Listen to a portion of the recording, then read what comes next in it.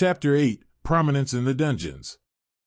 Upon entering the dungeon, Yuan and Adam exchange words and Adam hands over the communication card that Ruby had provided, allowing the three of them to remain in contact during their time in the dungeon.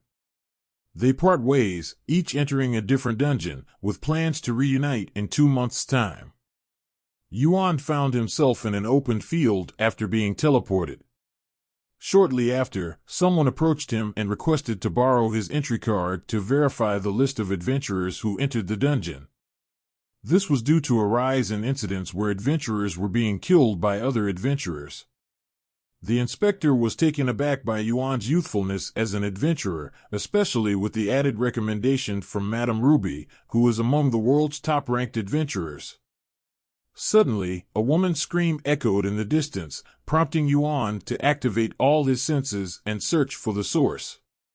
He soon found a young lady surrounded by goblins and rushed towards them, infusing his weapon with aura and transforming it into a hammer. With a powerful shout, Yuan disoriented the goblins before grabbing the woman and shielding her with his aura to prevent any harm. He then infused his aura into his staff and brought it crashing down with all his might, obliterating the goblins into pieces. Subsequently, Yuan discovered a stab wound on the lady's back. She warned him to be cautious and not to trust any other adventurer, revealing that one of them had attacked her. Despite his efforts to save her, she succumbed to her injuries due to excessive blood loss. Soon after, Yuan sensed a group of adventurers approaching and quickly climbed a nearby tree to eavesdrop on their conversation. They callously laughed about the murder of a newbie adventurer, recounting how the girl begged for mercy. Listening in, Yuan felt a surge of anger. As he observed the group, he learned that they were headed towards the north, where he sensed a large group of lizards lurking. Yuan couldn't help but smile at the prospect. As Yuan walked by the riverside, an adventurer shouted at him, stating that it was not a place for children to play. The adventurer added that the area was infested with lizards, which were sensitive to sound. Yuan replied that he was aware of this fact. One of the adventurers whispered to their party leader, calling Yuan a potential victim, and the leader smiled in response. Yuan shouted and quickly used his aura to disrupt their aura, preventing them from concealing their presence from the enemy. He then used his aura to disappear, just as the approaching lizards arrived. The group of adventurers gathered together on one side, and one of their party members created a shield to defend them against the lizard attack. Despite their efforts, hundreds of lizards swarmed them, with some managing to breach the barrier and kill some of the adventurers. The party leader then seen Yuan waving his hand and saying goodbye with a smile. Once all the adventurers were killed, Yuan activated his aura and proceeded to eliminate all of the lizards. He then headed towards the swamp where their leader was located. As he proceeded to the next dungeon, Adam's body was covered in blood, but he wore a smile on his face, relishing the sensation he felt.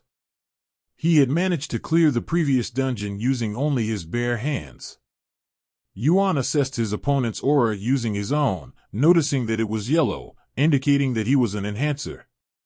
Without delay, Yuan attacked the lizard, but it was able to block his attack and advised him to introduce himself before proceeding further. Yuan responded by imbuing his fists with aura and throwing a series of punches, resulting in an explosion. Zen praised Yuan's move, and in response, he enhanced his body and leaped into the air, spinning his tail towards Yuan. However, Yuan used his aura to resist the attack and blocked it with his arms and legs. Yuan retreated and began jumping from tree to evade Zen's attacks. Zen, in turn, increased his speed and transformed his body into sharp spikes, bouncing around and attacking Yuan. As Yuan evaded Zen's attacks, he suddenly stopped, causing Zen to taunt him with the suggestion of surrendering. How disappointing. However, Yuan remained composed and stated that he had no intention of surrendering. Zen, not heeding Yuan's warning, charged towards him with his sharp claws imbued with aura and threatened to make him his dinner. But as Zen was approaching him, Yuan remained calm and suddenly split Zen's body in half using a sharp thread like all over the area, leaving Zen in shock. How come I didn't notice that? Yuan then apologized for disappointing him and assured Zen that he would pray for his soul. Finally, he snapped his fingers and Zen's body turned into mincemeat using his new unique skill thread, in which Yuan can create an invincible trap that he can use in multiple ways. A notification popped up, unique attribute level up, special skill now level 5. Yuan received another notification asking, "Do you want to enter the Shadow Realm?" Yes/no. Driven by curiosity, he quickly clicked yes. In an instant, time froze, and darkness enveloped everything, with only a blue flame lighting his way to the entrance.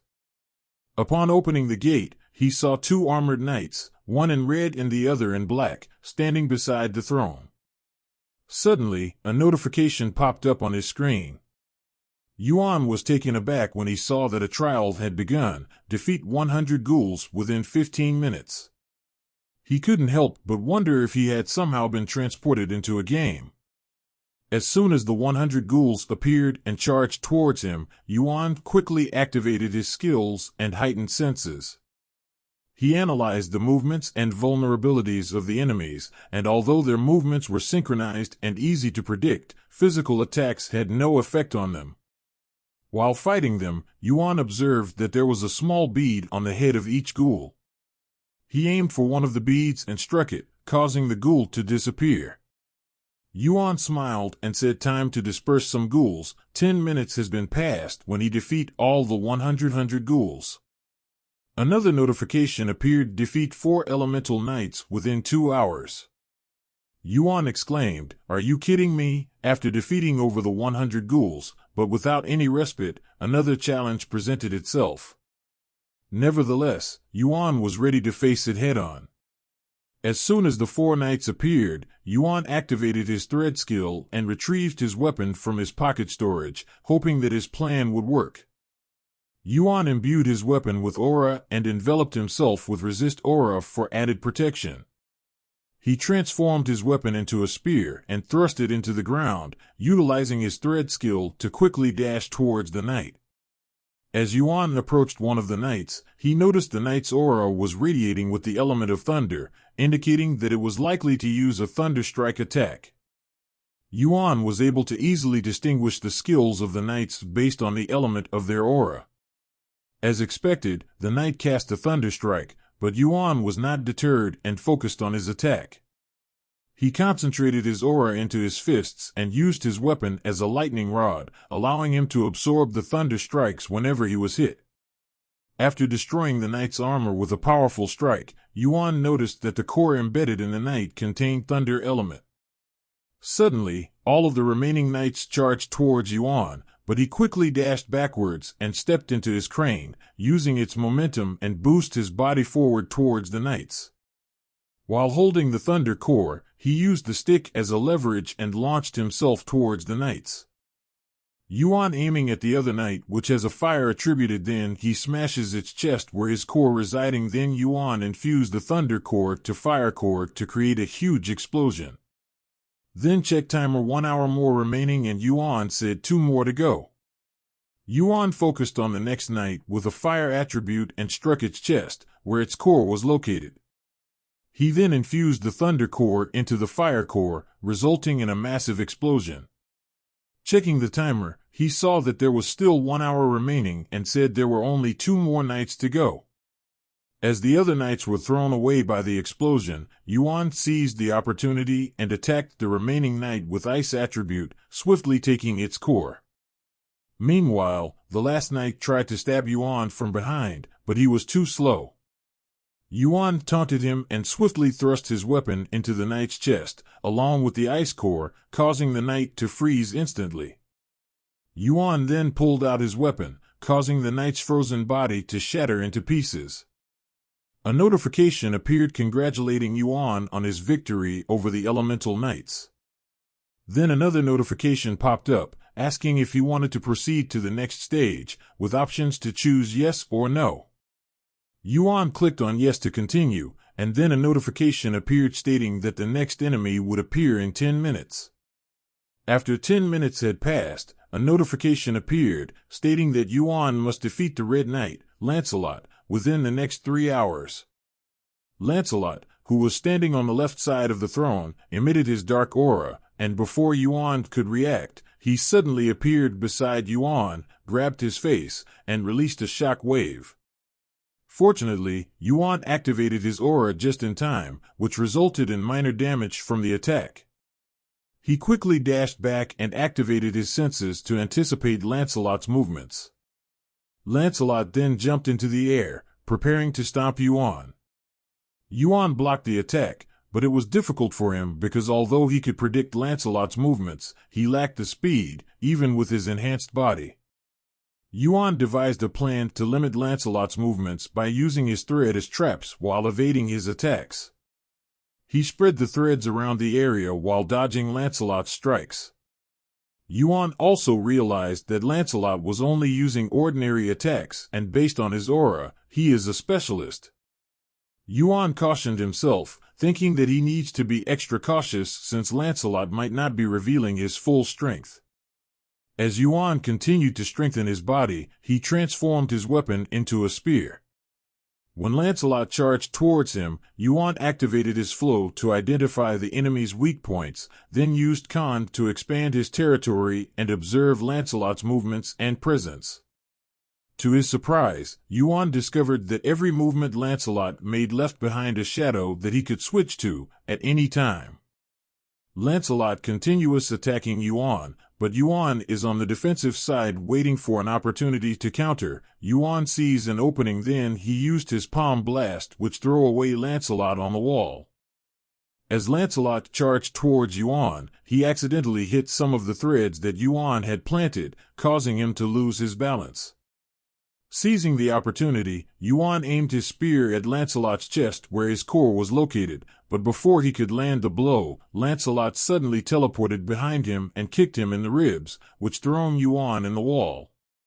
Yuan said, "This is not good, my ribs are broken, I'm still luck didn't hit my hearth," and start coughing blood. Yuan enhanced his body, then used the thread in his body to recreate the damaged muscle and to hold his broken ribs. After Lancelot's attack, Yuan's hands were broken. He decided to cover his entire arms with thread and noticed that the thread could blend through his body and be used as a weapon itself. Yuan covered his entire body with the thread, but since his right arm was broken, he could only use his left arm. He dashed towards Lancelot and poured his aura through his left arm, causing it to solidify while emanating a black aura. Lancelot blocked the attack, which deformed his arms in the process. While Lancelot was blocking, Yuan pulled out his weapon and covered it with thread. He poured his aura into the weapon and hit Lancelot in his torso instead of his chest. Yuan saw Lancelot pour his sword with aura and dashed towards him. As Lancelot approached, Yuan began to lose his composure and poured his body with his life energy, realizing that he had no other choice. In his mind, he accepted his fate and focused all his life energy into his fist, then used his palm blast. However, Lancelot easily passed through his attack and stabbed Yuan's heart. Yuan's vision started to fade away, and he heard a voice saying, "You're still not ready. Once you reach your fourth and final awakening, we will meet again, Yuan." Although Yuan recognized the voice, he couldn't remember where he had heard it before. He then lost consciousness. Yuan wake up on his bed and ask himself, "Did I die?" Then he look at the room. He instantly recognized that he get back to his real world, and surprised he look immediately at mirror and said, "I am really back." Then someone knocked the door. It is his maid saying, "Master Dion, it's time for your breakfast." And while he's walking into the hallway, he noticed that there is something different in their family painting. Because in his previous life he didn't even check it, his parents passed away when he's still a child, and his uncle and auntie raised him, but for him they're his true parents, even though they do not show any affection to him. His shock on the wooden box that is holding in the painting, it's look like the same that Father Hernando gave him. Then his head start painting like it will explode. While losing his consciousness, he hears the maid shouting, "Master, wake up, wake up." When Yuan woke up, he saw a young female adventurer who told him that she saw him collapse while entering the dungeon. She advised him to take a break and go to the nearby inn, reminding him that at his age he should be at home. Yuan thanked the adventurer and smiled, but his mind was preoccupied with the wooden box, and he immediately retrieved the wooden box in his pocket storage. He wondered if what he saw was true or just an illusion, and he realized he had many questions for Father Hernando once they meet. At the restaurant of the inn, Yuan was approached by the female adventurer Natasha, who inquired about his well-being. She introduced herself and asked for his name, to which Yuan replied that he was Yuan and thanked her for taking care of him while he was unconscious. Natasha asked Yuan about his future plans and why he was pushing himself to improve so quickly. In response, Yuan explained that he was planning to take the test to become a licensed ranker and had 4 years to prepare for it. Natasha was impressed with his mature mentality and mentioned that her team was also planning to attend the ranker test, but for 2 years from now. She then offered Yuan the chance to join them in the meantime so that he could observe higher-level enemies and their team's strategy on hunting in the DC rank dungeon. Natasha emphasized that it is not advisable to venture into the dungeon alone and informed Yuan that they still had 3 hours before the portal opens. Therefore, she suggested that he join their team in the meantime, given that his body was still weak from the overuse of ki energy. Yuan consented to her proposal. Natasha enthusiastically expressed her approval of Yuan's decision to join their team and said she would introduce him to everyone later on. She suggested that while they were waiting for the portal to open, she could show him around town. Yuan smiled and agreed. This is the end of this chapter. Thank you for watching. Please do like, share, and subscribe.